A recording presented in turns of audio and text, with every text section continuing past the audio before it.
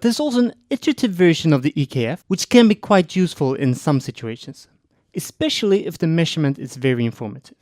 The idea is simple. Once we have computed our estimate, x hat k given k, we have a better guess about xk, so where xk actually is, because we have considered our current observation. So why don't we linearize h of xk around this new point? Surely this will make our approximation better around where we think our state is.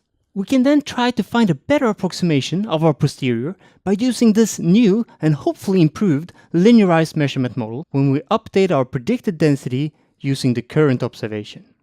Now, note that we can do this over and over again. So with this scheme, we have obtained an iterative algorithm that we can run until convergence.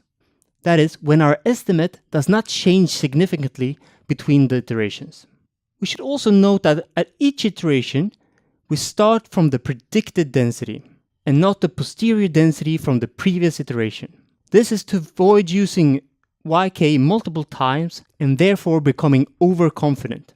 Now, as I alluded to in the introduction, one can show that the iterative IEKF tries to find the map estimate by solving this optimization where we want to find the xk which maximizes the posterior.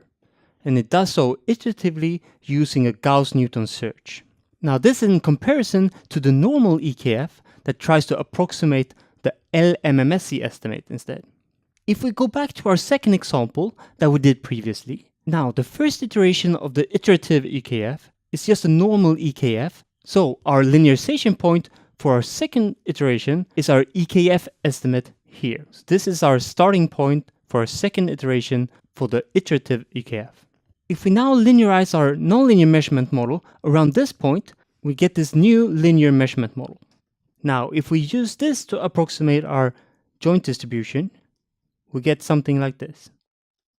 And if we view our posterior density as proportional to this joint distribution, our posterior is proportional if yk is equal to 2 to something like this. Now, our estimated mean in the second iteration is then the mean of this density, which is somewhere here. So already after the second iteration, we get something that is much closer to the true posterior mean than what the IEKF was able to do. So in this case, there's a clear advantage of iterating the solution.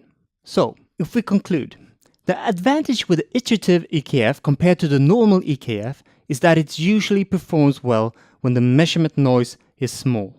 This is because the map estimate is usually accurate then.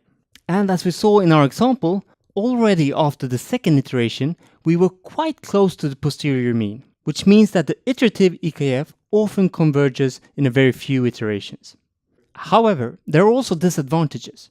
For one, the posterior PDF in nonlinear filtering is often rather skewed, which means that the map estimate is far from the posterior mean.